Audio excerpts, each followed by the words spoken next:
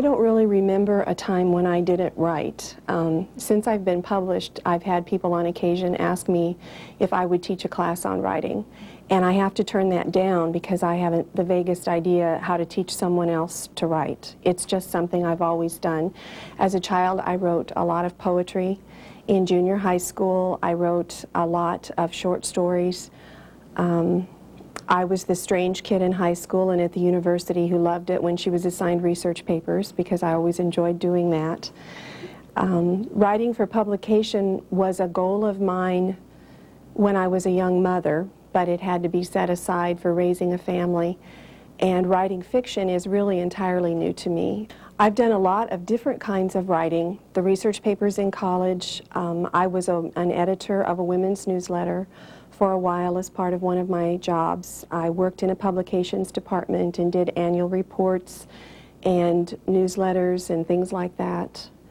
And I've done a lot of writing just personally for me. Writing is a way that I've been able to, when I'm dealing with a certain problem or thinking about how to approach an issue, a lot of times I find myself writing down my feelings about it to sort through. I don't really keep a journal, but when a big crisis comes, I tend to do a lot of writing, which I throw away later.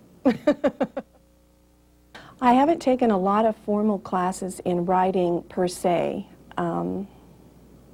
I did take a correspondence course from the University of Nebraska in journalism. After we moved here, I already had a bachelor's degree in another subject, but I wanted to learn a different kind of writing, so I took a course in journalism, correspondence, and I did take a course through Southeast Community College from a published author named Catherine Kidwell, which was extremely valuable to me. It was my first experience in writing where everything I put down was ripped into shreds and thrown back at me, but I grew tremendously through that course, and one of my sweetest memories is the last thing I wrote for the course. Mrs. Kidwell read and didn't really have any improvements, and she wanted to know what happened next. And it was very, very, I don't know what the right word is, but anyway, it was a good experience for me. It was very encouraging. One of the main things I learned from that experience was not to give up. I think I learned that I had some writing talent because I felt like if she went to the trouble to critique what I had done, she felt that I was worth her time. And I learned that I really enjoyed writing, and I didn't mind having my work criticized. Walks the Fire is actually my first attempt at writing fiction. Selling it as a finished piece is really kind of a fairy tale story. I was running a home-based business as I was homeschooling my children, and at the time that I was working with this little hobby of mine called writing this story, our business began to grow, and it began to grow very rapidly, and I began having a real problem managing my time. Well, I was involved enough in this story that I didn't just want to put it down. So knowing the little bit that I did about the publishing world, I thought, I will go to the Bennett Martin Library, I will check out the writer's market, I will send this off to 3 publishers, get my rejection notices, put it away, and finish it someday for my grandchildren. And that's exactly what I did. I came down one day, took out the writer's market, and picked out 3 prospective publishers who would perhaps accept something from an unknown. And of the 3, the only one who answered my query letter was Thomas Nelson Publishers, and they're the ones who ended up buying the book. And they actually bought the book before it was finished. I didn't have time to finish it, and their progressive interest, they asked for sample chapters which I could send, but then they wanted the finished book, and I didn't have a finished book. Well, I was still very fatalistic about this. I thought, well, they're not going to buy it anyway. Why should I kill myself to finish it? So I just sent them, and they would read along, and there would be this blank, and it would say, this chapter hasn't been written yet, but here's what happens. And much to my amazement, they bought the book before I had finished it, and not only bought the book, but in the genre that I write, series are very popular, so they wanted 3 books. And with trembling hand, I signed that contract because I didn't really know if I had 3 books in me. What I've come to find out is that Nebraska history has enough stories to tell for dozens of writers to write for millennia, and there's no problem with finding more stories that I want to tell about Nebraska. So that's kind of the story, and it really is a fairy tale. It doesn't happen a lot. It does happen, but for it to have happened to me, I can't imagine. The fiction that I'm writing now, I can carry back to a couple of things. One of them is a love for quilts and quilting, and I bought at an auction here in Lincoln one time some very, very old fragments of a quilt that had never been finished. And in my study of textiles, I kind of like to learn about antique textiles as a hobby. I took these to someone who was very knowledgeable, and she dated them for me and said they couldn't possibly have come from Nebraska because the textiles were too old. Nebraska wasn't even settled when these fabrics were put into this piece. And it just kind of sparked my imagination about why didn't the piece ever get finished? What was the woman like who made them? I didn't really do anything with that other than it was an interesting bit of knowledge to have. About 7 years ago, we moved to an acreage southeast of Lincoln, and on the corner of the property that joins our acreage, there's a little abandoned pioneer cemetery. And my family has always had a fascination with old cemeteries. I grew up in southern Illinois, and there are lots of them, and we used to go out and trudge through them and read tombstones. And so as soon as we got the truck unpacked from moving, we ran up to the cemetery to read some of the old tombstones. And during one of those forays, one day we met a gentleman who was there in the cemetery, and he and his wife live in the homestead of one of these families that's buried in this cemetery. And so he knew something about these people. And I homeschool my children, and that became a very vibrant history lesson for the children, to learn about those people. And I started saying to them, what do you think their life was like? There are a row of graves along the fence that are children, and they're 5 children of the same woman. And I really empathized with her and wondered what it would have been like and what she went through losing all of those children, and how did she manage to pick up and continue her life. And that kind of melded into the old textiles and why the quilt didn't get finished. And we ended up at the State Historical Society doing some reading about these pioneers. Somewhere along in that process, I began playing with this imaginary friend named Jessie King, and just began writing about a typical woman in Nebraska. I've always been fascinated by Nebraska history. Not being a native Nebraskan, I think sometimes I have a little bit more appreciation for it than people. We never appreciate where we grew up and where we're from. My first neighbor in Lincoln grew up in a sod house. And when he told me that, it really struck me that pioneer history isn't that long ago for Nebraska. So all of this began. I began studying about Nebraska history, began studying women's history. I had these old pieces of textiles, and I began writing these scenes from this woman to tell her story. And somewhere in that process, I realized that she really had become a very real person to me. And one day I had a friend out, and I just said, you want to hear something? And I read these scenes from this book to her. And she encouraged me. She said, you really have to finish this. I love this story. And so that became the book, the first book. Walks the Fire. It's not the title I chose for it, but I think it's turned out to be a very good title. That is the title that the Lakota give to the main character in the book. What I wanted to do was to tell the story of a very ordinary person. We had this discussion about the artwork for the cover of the book. Usually, many months before the book is finished, I have to give my publisher descriptions of characters to help the artist for the cover draw the cover.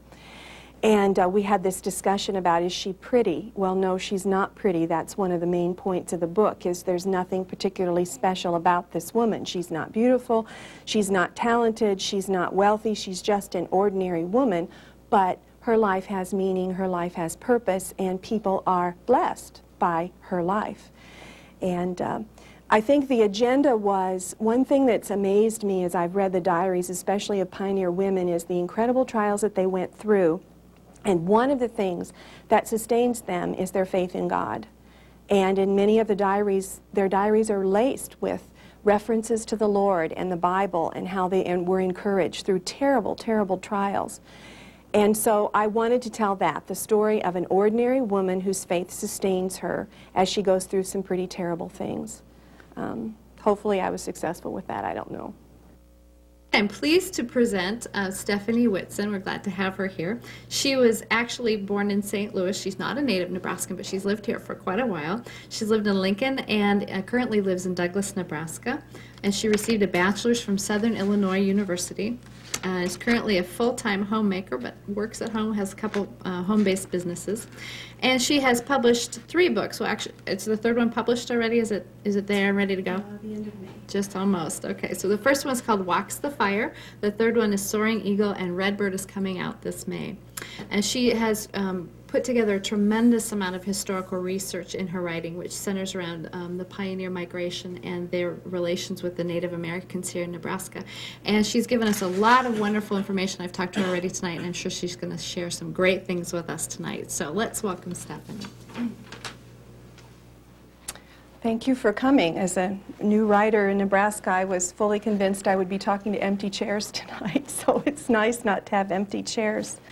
There is historic precedent for just about everything that happens in my books.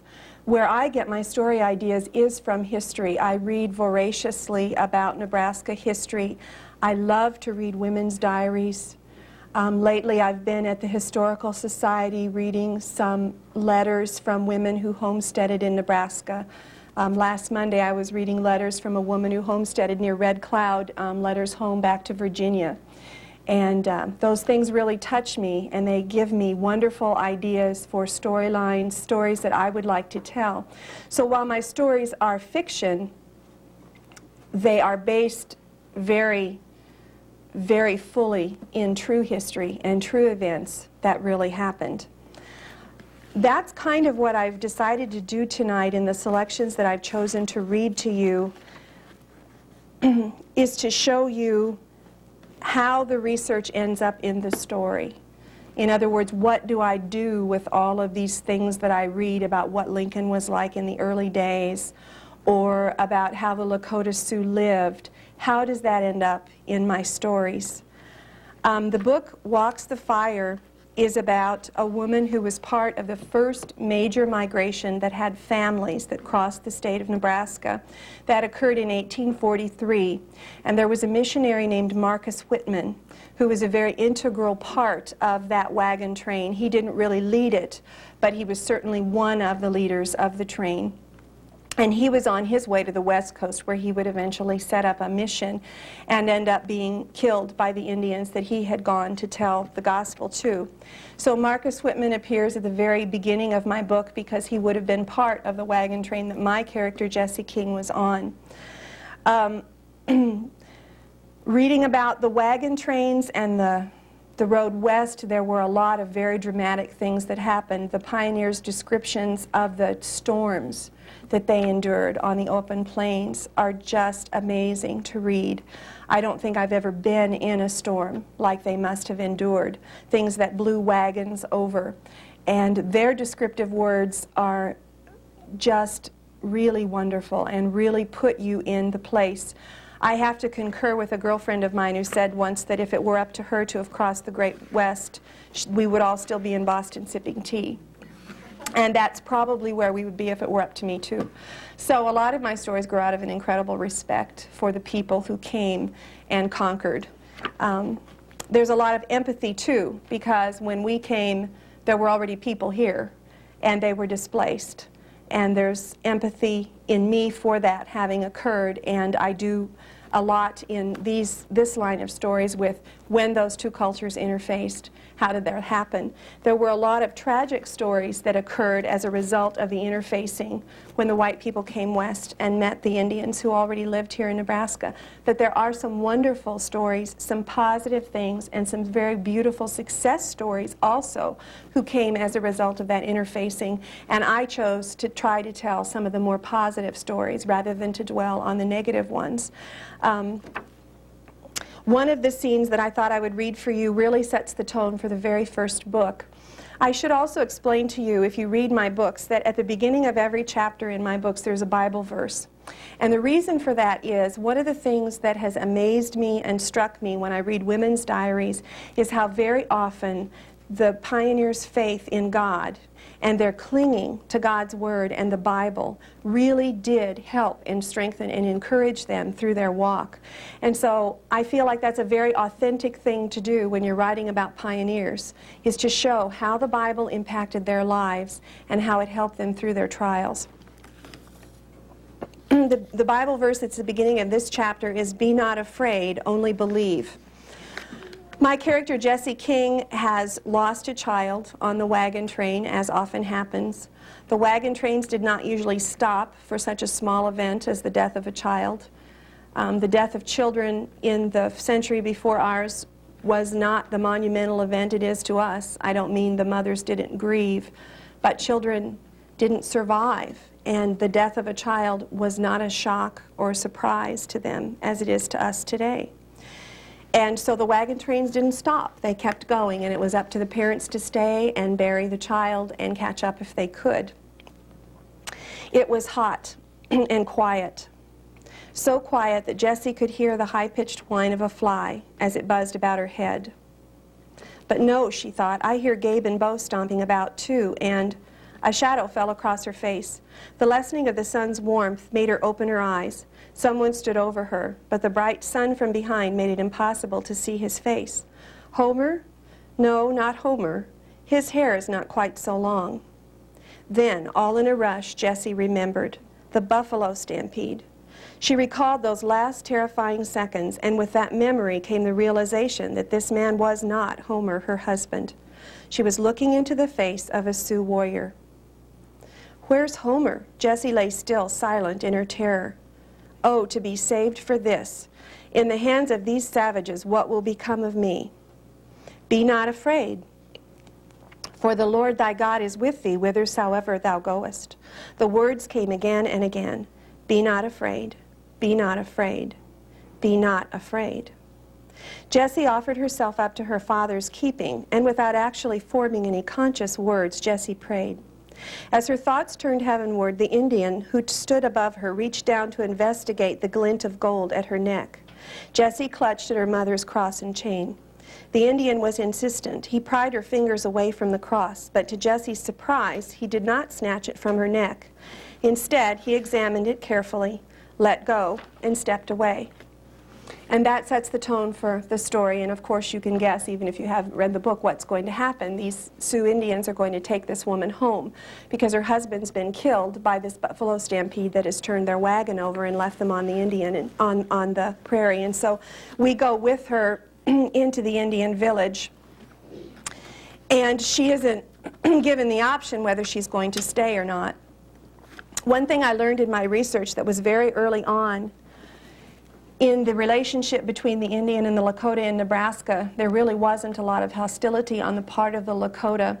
The Lakota rightly saw the white people who came into their land as being very inept and probably not capable of surviving here, and they felt sorry for them and did not war with them. They didn't feel in the least bit threatened, and it was not unusual for families who were in distress to be helped by the Indians and to be treated kindly by them. So there's historical precedent for the fact that Jessie was accepted by this small band of people. She had to earn her way. I don't mean they opened their arms and welcomed her in and thought she was wonderful right away. She did have to earn her way, but they weren't necessarily unkind to her. I became fascinated very soon with Lakota life and tried to learn as much as I could about the way that they lived on the plains. And that research ended up in trying to give a realistic view of what they would have. How would she have cooked for her family? How would they have made their shelter? And after a buffalo hunt, I wrote this. In the days that followed, Jessie learned that nearly all of the buffalo would be used by the Lakota. Horns were made into ladles and cups. Hair from the scraped hides was collected and used to stuff pillows. The ribs were kept for the children to use in games. An old one claimed the bladder as a pouch for storing some of her precious herbs. Tanning the hide took all of Jessie's strength. First, the skin was stretched on a large frame and allowed to dry in the sun. Once their hides were dry, the women began fleshing them, scraping fat and tissue away with an elkhorn scraper. Jessie worked hard, ignoring the aching shoulder muscles that complained about the new workout. The first scraping done, the skin was left to dry again, and in a few hours became stiff, dry rawhide. Still more scraping was needed to remove the hair from the hides. Jessie inwardly recoiled from the next step in the tanning process, but she tried not to show it. Buffalo brains were cooked and, when cooled, spread over the skin until it was totally covered with the paste. Then round, smooth stones were used to work the mixture into the skin. Finally, everything was covered with the broth that the brains had been cooked in and allowed to age for the rest of the day. The hides were then soaked in a mixture of water and pounded yucca roots. They took on a sweet smell. Remounted on their frames, the hides were stretched again, and the water was worked out. And I continue to describe the incredibly lengthy process. When I research these books, I am over and over again grateful for the fact that someone at some point many years ago thought that was important, to watch an Indian and to write down how they did what they did and why they did it. And I am eternally in debt to so many people who took the time with the little daily tasks to write down how that was done. Why anybody would have thought that was an important thing to preserve for the future, I don't know, but there was a mountain man who thought it was important and wrote it down. And 100 years later, I found it in a book, and it helped me make my story a little bit more realistic. Another thing that I enjoyed using in the first book were Lakota Indian legends. And there's a story in here of a young man who is trying to earn his eagle feathers and gets caught on a ledge. And it's actually available as a children's story. And if you've read my books, you probably wondered where that came from. Well, it was a very well-known Lakota legend. All I had to do was do the research to find out how much weight can an eagle carry. And could that have really happened? Of course, all legend, there's usually some little grain of truth somewhere in it. And so I was able to use that in my story and build a very graphic scene. And I was delighted when my husband questioned the reality of that, because I was able to spout back to him, well, if their wingspan is thus and so, they have been known to fly upward with thus and so many pounds. And this child was only this old, and, you know, they didn't have to carry him up. They only had to break his fall. And so, yes, it probably could have happened. So I was very defensive about that whole thing. My publisher didn't care at all. They thought it was a great story, but my husband wanted to know if that could really have happened. So I don't know how much of these stories to tell as I'm reading the excerpts. I have a very great love of antique textiles and quilting. And so the first person that I wrote about had to be a quilter, because I wanted to be able to use some of my love of antique textiles and some of my minuscule knowledge about antique textiles and my love of quilting in it. And so Jessie King, the character in my first book, is quite a quilter. She goes through a time of great grief in her life, and sewing and quilting comfort her. And that's not a new thing. You can learn stories, read stories, many stories of women who've been comforted when they've lost themselves in the work at hand. And so I'm going to read you this excerpt where Jessie finds comfort in quilting. As time passed and Jessie recovered physically, she grew restless. There seemed no way to leave the trapper's soddy. The people would have moved to their spring camp. Soaring Eagle would search, but was there any chance he would find her? Canar was a gentleman, it seemed, but the thought of staying alone with him filled her with dread. With no idea what to do, Jessie stayed on and prayed for answers. It seemed she heard only silence. As the days passed, she lost all joy in her child. To look upon her dark hair and eyes was to look into the face of Soaring Eagle, who looked so like his father. And they're both permanently removed from Jessie's life now, so she's mourning this. Canar cooed over the child, making himself ridiculous. He coaxed Jessie with suggestions for a name, but she would not decide. Jessie fed the baby and cared for her, but once the infant's needs were met, she put her back into her cradle crate, and either sat in a chair near the window to stare outside, or she fled outside to spend fresh grief with Red Star. Red Star is a horse that her husband had given her. At last, his patience spent, Canar grew angry and by accident discovered a way to help Jesse recover. He began storming about the cabin, scolding Jesse. "You tell me you have a heavenly Father who will help you with the birth of this baby, eh? And where is he now, eh? He goes away now and leaves you to be so poor, poor madame, eh? You have a baby, you have a healthy baby. Oh yes, the husband, he is gone. But look what he gave you. My Suzette, when she leaves, she take the baby with her. Pierre, he get nothing. Well, look, madame." Canar rushed over to the trunk. He opened it and began tossing things out. "I tell you, I will help you find these people if that is what you wish. We will look until we find your band, your son. I tell you, I will help you find a new life if that is what you wish. But you sit and say nothing. Look here, madame, you want to die? Pierre has the coffin just for you. I will raise this child. I will love her. You." He pushed Jessie back onto her cot, now piled with the contents of the trunk. "You go ahead and die." Canar huffed over to the sleeping infant, picked her up, crate and all, and took her outside. Jessie paid no attention to him. Rather, she stared about her at the bits of cloth Pierre had scattered in his anger. Mechanically, she began picking them up. Some were cut into diamonds, others were narrow strips. Then she found it. It was half hidden by a mended camisole, but she uncovered it. A log cabin patch, she thought. Her brain shut out painful memories, and she began to sort the remnants around her. Jessie rushed over to the trunk and rummaged about feverishly. There, in the corner. It was a bit rusty, but it was a needle. Thread, she thought. I need thread. She picked out the basting from the discarded camisole. The project consumed her. She sorted and folded and sorted and put away, and somewhere in the work, God began his work of covering over her pain. And Jessie ends up making a quilt, which the artist who did the cover copy for this uses on the cover of the book. And she does end up using that quilt in the end of her life to tell her daughter her life story.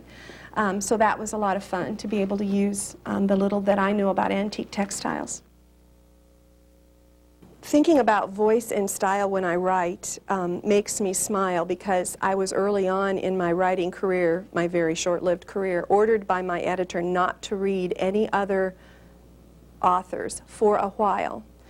And what she said was, you have your own style, but you don't know it yet. And you will try to emulate the writers you admire the most. And I don't want you to do that. I want you to write the way you write. And I think now, finishing my third book, I think I'm there, and I don't know if I can describe what it is, but the reason I think I'm there is I did open a book that my daughter was reading the other day by a very well-known writer who's a very good writer, but I found myself saying, I wouldn't have said that way.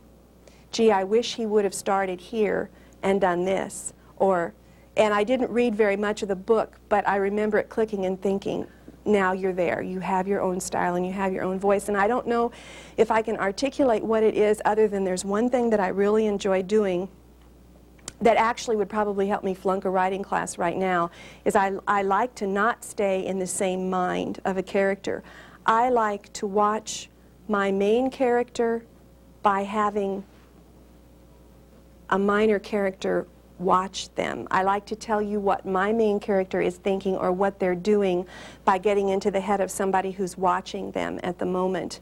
And some people really don't like that, but I think I do it fairly well, and so I can get away with it. I remember hearing writers tell me that their characters became real people to them, and I thought that was a very strange thing, and that they were definitely a little out to lunch. But it's happened to me too, and sometimes they just don't want to do what I want them to do, and I just have to change and not make them do it. And I don't know how to explain that other than to say they do become real people and they take on personalities, and I find myself saying, you know, I just don't think she would say that in that situation. And I've gotten back notes from my editor in the margin before too, you know, this character is much too sweet to have said this, which is always very rewarding for me, because it means that that character has become a real person to this editor too, who has read thousands of manuscripts and is supposed to be very objective and very removed, and yet in some small way I've managed to get them involved in this character. Nebraska is such a unique state in the topography of the land and in the effect that the land had on the people who settled here. personally, I've experienced the change growing up in Illinois, where the land is so different.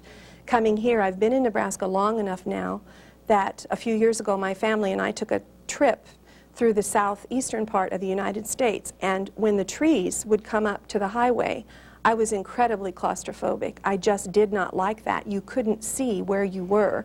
And so part of me probably has become more Nebraskan since I've lived here, in the openness of the land. And I haven't done a lot of philosophical thinking about that, but I think there is something to be said for the fact that the way Nebraska is really does shape the people who live here and the way they look at life and the way they see themselves. My editor teases me constantly that I'm a typical Midwestern girl and that I'm much too humble and I don't like to talk about myself. And I think part of that may be that I've been in Nebraska long enough and I've seen this sky and this land enough to know that I'm not very big in the scheme of things.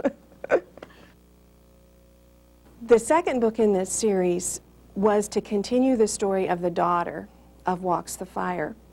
And I had a lot of difficulty with that because I'm sure that all writers experience you connect more with one character than another. And I didn't particularly connect emotionally with that daughter. For a while, I really didn't like her very much, in fact. But I had to work with her. My interest was more in telling the story of the Lakota son that came out of the first book. And so the second book ends up being named Soaring Eagle because I have more of an emotional connection with the son than with the daughter. But in the second book, I tried something new, which was very difficult for me as a writer, but I tried to keep track of 3 people.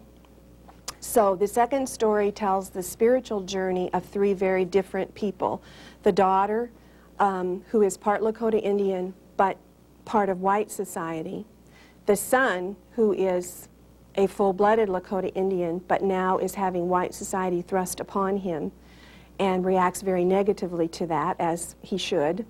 And then I bring back a very minor character from the first book who was only mentioned a little bit, but he's a military man, just a regular Army guy, and goes through his own problems because he's very empathetic with the Lakota in Nebraska and does not like the task that he's given as a military man. And so the second book follows the struggles of these 3 people and how each one of them comes to their own kind of peace with life and its meaning through all the struggles.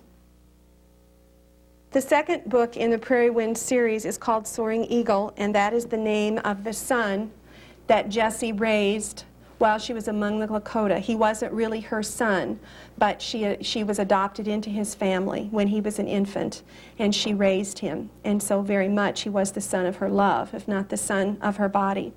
The book continues the story of Jessie through her children.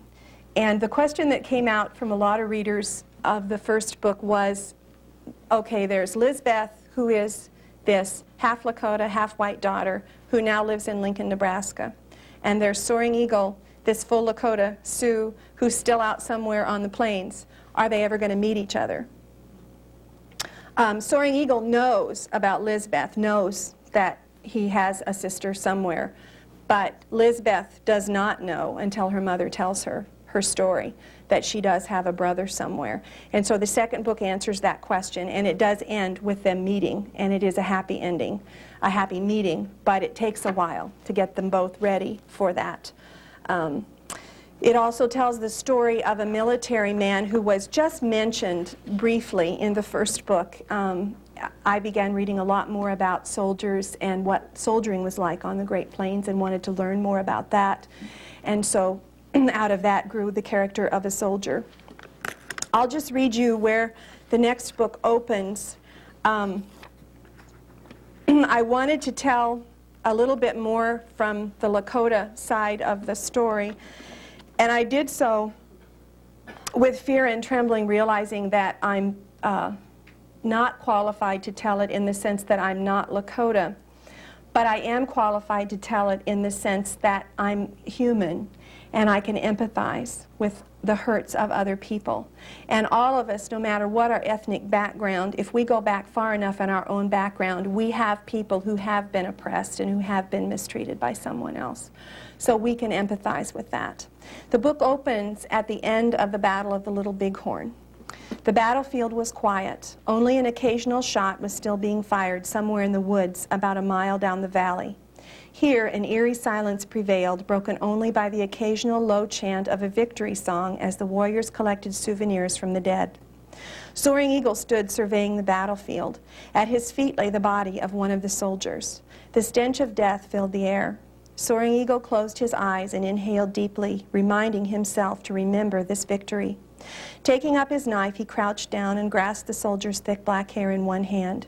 The glint of gold stopped the knife in midair. Soaring Eagle tore the bit of gold from around the soldier's neck, examining it carefully. As he turned it over, it fell open, revealing the likeness of a young woman. Soaring Eagle caught his breath and stared in wonder, not at the young woman, but at the other one, the one whose gray eyes stared back at him from beside the younger woman's face. She was older, but the mouth was set in a serious straight line. Soaring Eagle remembered. The hair was held back in the way of the whites, but waves and curls that could not be tamed still framed the face. Soaring Eagle remembered. Looking into the eyes, Soaring Eagle knew, here, looking back at him, was Walks the Fire, his mother. He had broken the chain, pulling it from the white soldier's neck. Now he reached into the pouch at his side and drew out a buffalo sinew. Shutting the locket, he threaded it onto the sinew, tied a strong knot, and drew it over his head. As he pulled it down, his fingers traced the other bit of gold that had hung about his neck for many years, never taken off, cherished as the last remnant of his mother's existence. A shout from one of the other warriors who scavenged the hillside interrupted his memories. Soaring Eagle stood up and replaced his knife in its scabbard, raising his hand to again feel the outline of the cross that hung in his neck. Then, touching the locket to be certain that it was secure, he leaped onto his pony and raced back to the village. The battlefield was quiet. Distant shots were all that remained of the encounter. Longhair and his men lay dead. It would take 10 days for the news to reach Lincoln, Nebraska, where Walks the Fire would hear of it and fear for the life of her new son-in-law and wonder about the fate of her adopted son. It would be even longer before the truth was known. The son-in-law, Mackenzie Baird, lay dead on the Little Bighorn, while the adopted son, a Lakota brave, rode away with a locket in place of a scalp. Now, how did historical research help me write that? I read many first-hand accounts from the soldier's point of view of what the Battle of the Little Bighorn was, and through that I learned that the Indians called Custer Longhair, and so I could use that from Soaring Eagle's perspective. That's what he would have been called. There are also a few first-hand testimonies available from Indians who were present, so that helped me recreate that scene. Another battle called the Battle of Slim Buttes formed the basis for this scene, which introduces the other character in this book. In the end, it was the children who did it. Walking miles in 105-degree heat couldn't do it. Slogging through knee-deep mire for mile upon mile didn't do it. Even when his favorite mount gave out and was butchered and served for supper, he'd held up. Other men sat down in the muck and cried like babes, but not Jim. Corporal James Calloway didn't break. He didn't give out.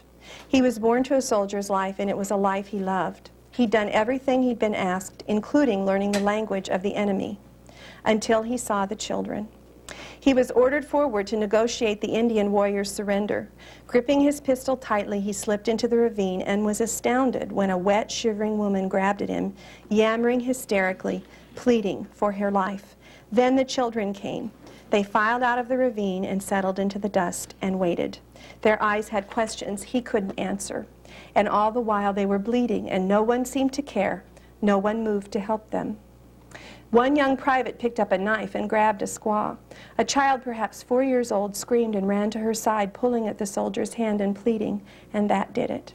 That broke Jim Calloway, sent him right over the edge of sanity, into a bleak world where there were no reasonable answers.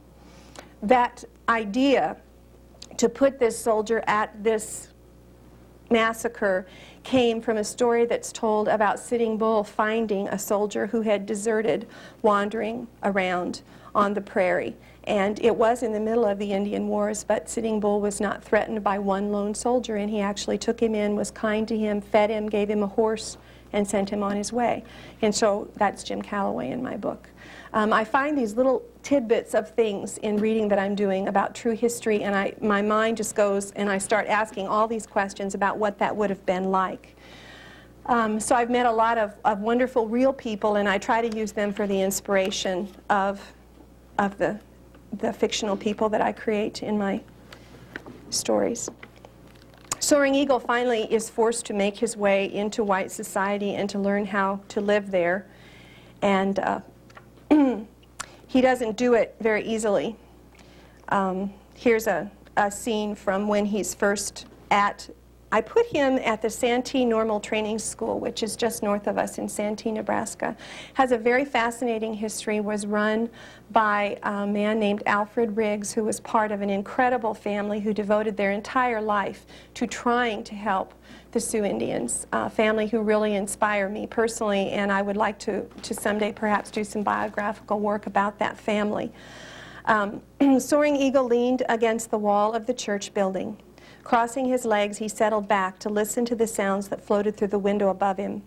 It had become a familiar routine in the few weeks he had been at the agency.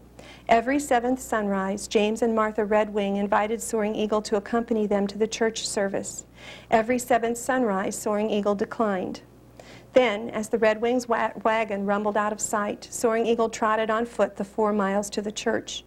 He always arrived just as the choir of Indian men were concluding their singing, and he listened with disgust at the rich voices that blended together, not in the familiar cadence of Lakota song, but in foreign harmonies and strange words. He didn't understand all the words. Still, something kept him sitting there in the dust, listening to the service. Something made him strain to hear the words spoken by the pastor, John Thundercloud.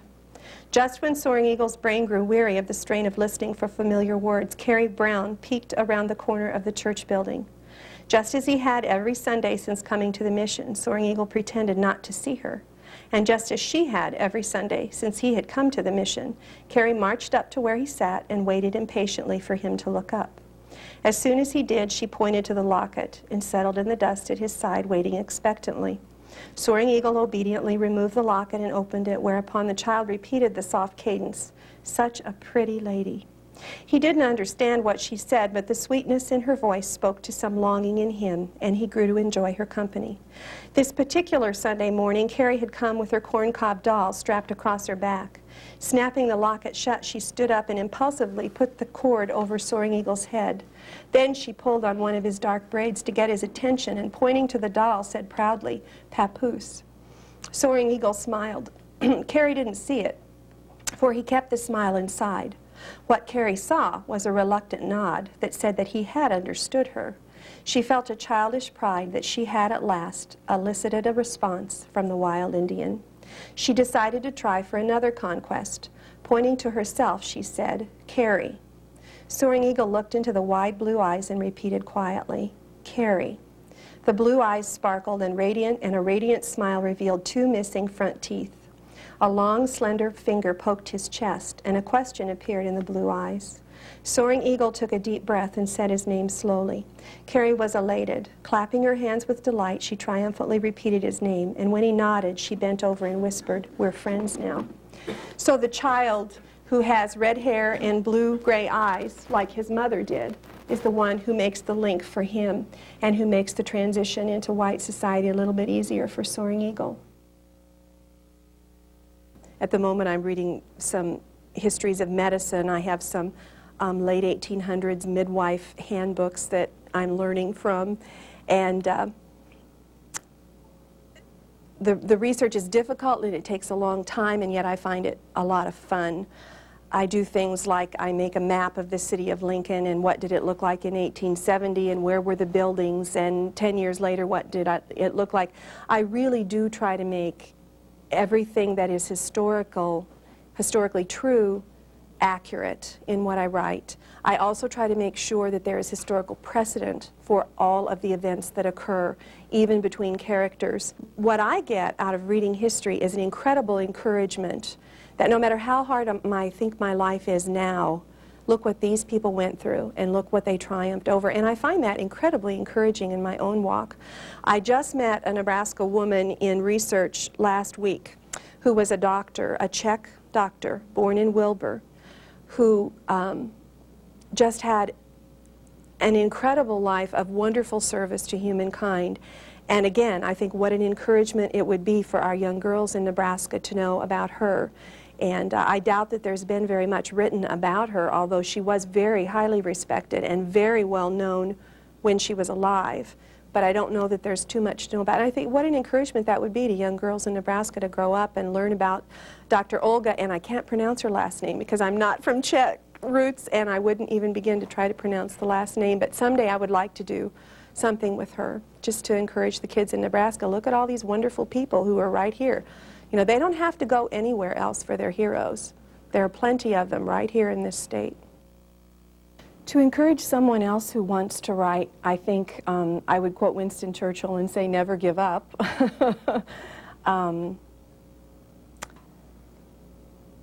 You have to love it, you have to enjoy it.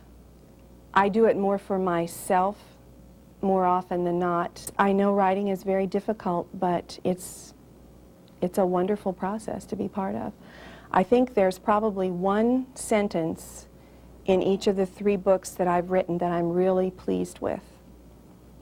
So out of perhaps 1,000 pages, I would maybe say 3 sentences where I said, I did it, I got it right, that's exactly what I wanted to say, exactly the way I wanted to say it. And that's a wonderful feeling. It doesn't happen very often, but it is really a wonderful feeling, and it makes all the other things worth going through. Bess Streeter Aldrich, who's one of my favorite writers, said in something I read by her one time that if you get it right, it's almost like singing. The next 3 years of my future writing is pretty well laid out for me because I have signed a contract for another series of 3 books. We have names and titles, and they'll all still be in Nebraska. They'll all still be about pioneer days. One of them is going to take a minor character from my first series and develop her a little bit more. One of them will talk about the German people who settled near Grand Island. And one of them, I'm not real sure if it's going to end up this way, but I've become aware that there were a lot of single women who homesteaded in the West and were successful. And I'd like to find a story to tell about a single mother homesteading in the West. But I would love to continue to write fiction for the rest of my life. It's just such a joy. But then there are some people that I've run across in my research that I feel really do have a story that needs to be told in a biographical sense.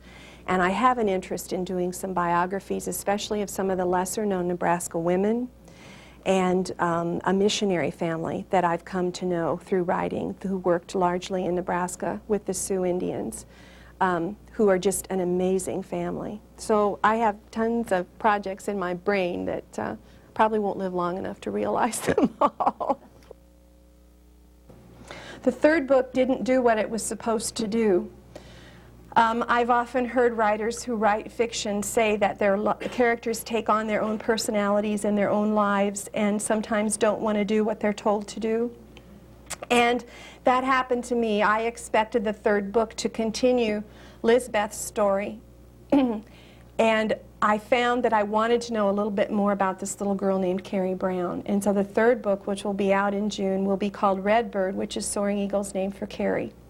And it'll say a little bit more about what happens to Carrie when she grows up. She's always had the dream in her head that she'll always go back to Nebraska. She has to leave Nebraska because her mother becomes very ill and they have to go home to St. Louis. And so Carrie grows up in St. Louis, but she always has this dream in her mind of she's going to go back someday and meet Soaring Eagle again when she's all grown up. Blizzards played a tremendous role in the history of Nebraska. All the Nebraska school children learned the wonderful story of the teacher who tied her children together and saved them from the blizzard of '88. And I read the book about the blizzard of '88 and thought, well, you can't really write an authentic story about pioneering in Nebraska unless you have a blizzard. So I had to do a blizzard in the 3rd book. And so this is how I wrote about it. Carrie is a school teacher now, and she is teaching near Roca, Nebraska. And she's been encouraged by her school children, since she doesn't really know Nebraska very well, that if she says, should we close school when it starts to snow? And one of the little boys looks at her and says, have you ever seen it snow sideways? And she decides that maybe they should probably call school for the day. And 2 children live too far away, so she decides she'll take them home with her.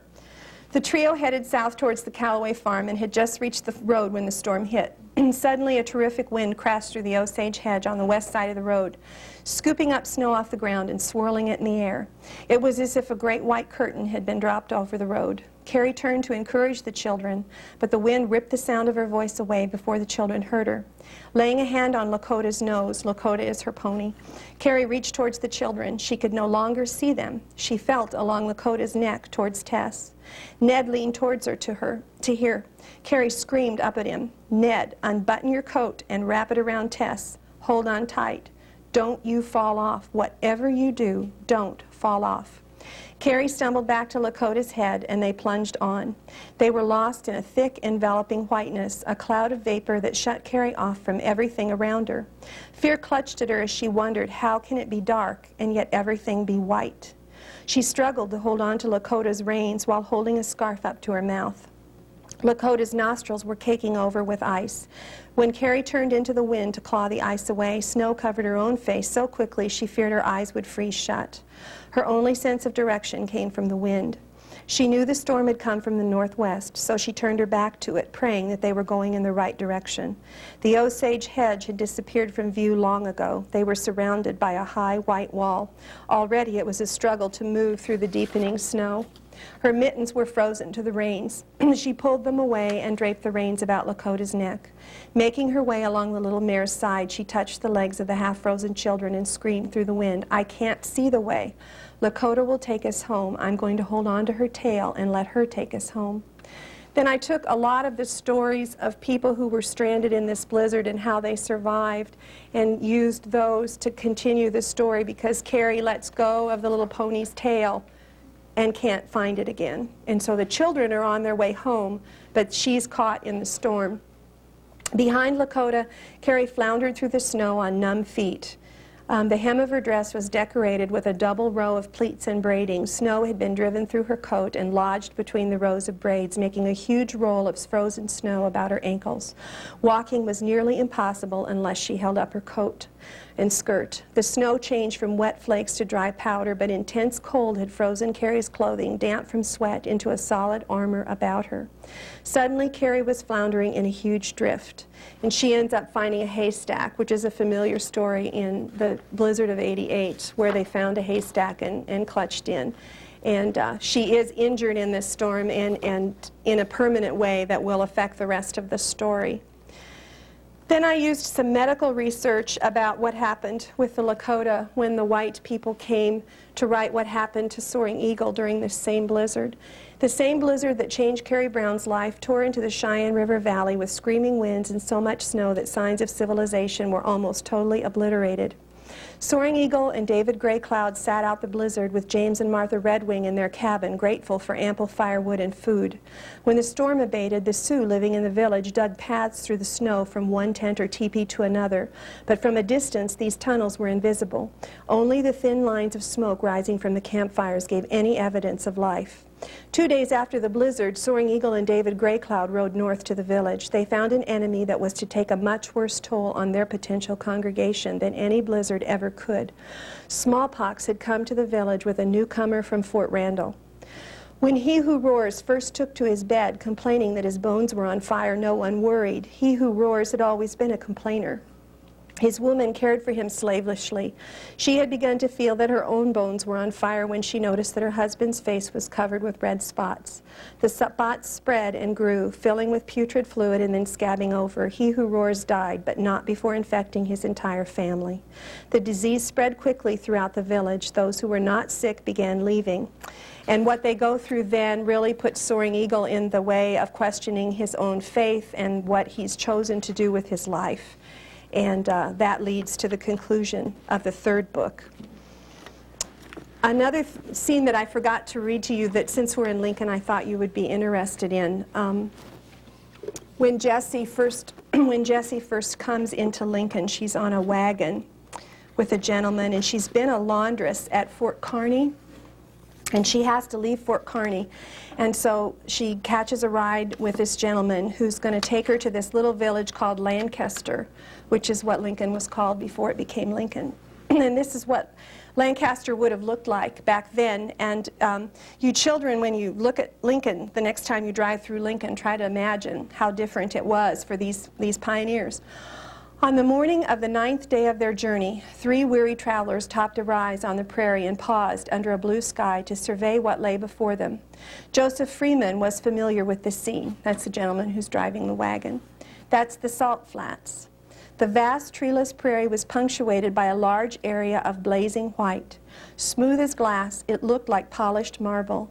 The land was parched and barren and covered with salt 2 or 3 inches deep. Someone had tried to harvest it and had left the wrecks of 2 old salt furnaces and 2 cabins. "Where's it come from, Joseph?" Lisbeth demanded. "See them cracks there?" Joseph pointed to gaping cracks in the dry earth. Pulling his team to a halt, he jumped out of the wagon and reached down into one of the cracks. It was so deep his arm went in up to his elbow. "Now you see why we've traveling around the basin instead of across it. I'd lose a whole wagon wheel if it fell into one of these cracks. Funny thing, though, I heard about it, and I didn't believe it till I saw it happen. Twice a day, just like clockwork, this here basin floods. Shallow water, only a couple of inches deep, but when it sinks back into the cracks, it leaves the salt behind. Folks come from all over to scrape it up. Sometimes it gets 2 or 3 inches deep." Jesse pondered the future of the salt flats. Joseph told of the thriving salt industry that all the settlers expected to spring up and fuel the growth of Lancaster. Jesse saw the potential. Being part of a growing community would provide benefits for Lisbeth she would never have had at Fort Kearny. They traveled to the southeast, seeming to descend into a shallow saucer.